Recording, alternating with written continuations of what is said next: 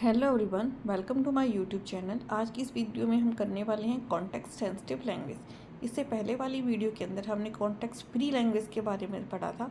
आज हम पढ़ेंगे कॉन्टेक्स्ट सेंसिटिव लैंग्वेज। तो यहाँ हम स्टार्ट करते हैं। सबसे पहले कॉन्टेक्स्ट है कि कॉन्टेक्स्ट क्या होता है। कॉन्टेक्स्ट का मतलब है जिस एलिमेंट को हमें रिप्लेस करना है, जिस सिंबल को हमें रिप्लेस करना है, अगर उसके ऊपर उसके बिफोर और आफ्टर वाले सिंबल का उसके ऊपर असर पड़ता है या नहीं पड़ता। अगर उसका इफेक्ट नहीं पड़ता तो वो कॉन्टेक्स्ट फ्री लैंग्वेज होती है। अगर उसका इफेक्ट पड़ता है तो वो कौन सी होती है? Context sensitive language.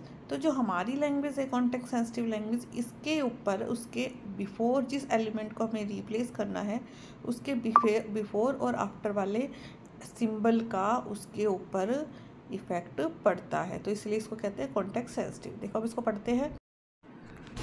Context sensitive language are a type of formal language where the rules of forming words depend on the context of the symbol. ठीक है, here simple breakdown। यहाँ से हम स्टेप बाय स्टेप समझते हैं।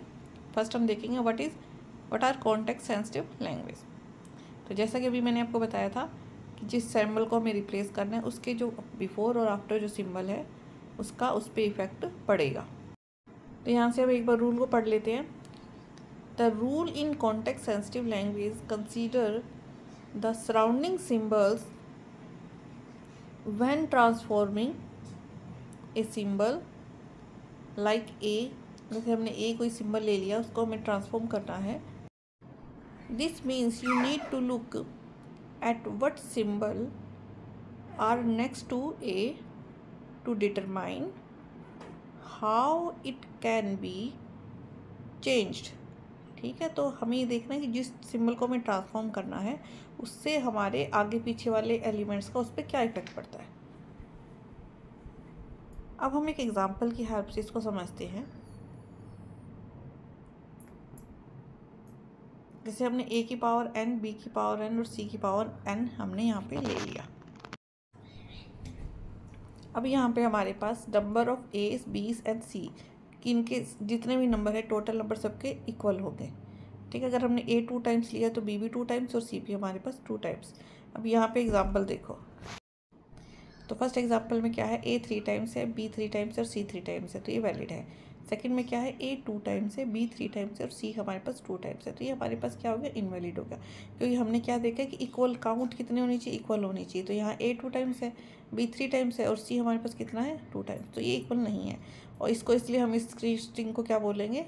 Invalid string.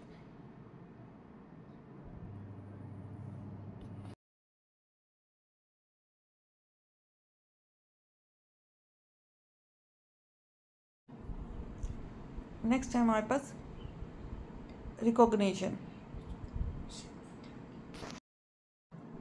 तो जो हमारे पास हमारी कॉन्टेक्स्ट सेंसिटिव लैंग्वेज होती है, ये एक स्पेशल टाइप की मशीन होती है, उसके द्वारा एक्सेप्ट की जाती है और उस मशीन का नाम है लीनियर बाउंड ऑटोमेटा। ठीक है, context sensitive language can be recognised by special type of machine known as linear bounded automata. तो ये हमने इस चीज़ को ध्यान रखना है। और कॉन्टेक्स्ट सेंसिटिव लैंग्वेज को कौन जनरेट करता है? Context sensitive grammar. और यहाँ पे हमारे पास क्या होता है? लिमिटेड मेमोरी होती है। यहाँ पे देखो, पुश डाउन ऑटोमेटा में हमारे पास एक स्टैक होता है और जो हमारे पास लीनियर बाउंड ऑटोमेटा है इसमें हमारे पास 2 स्टैक होते हैं। ये ध्यान रखना है इस चीज़ का आपको।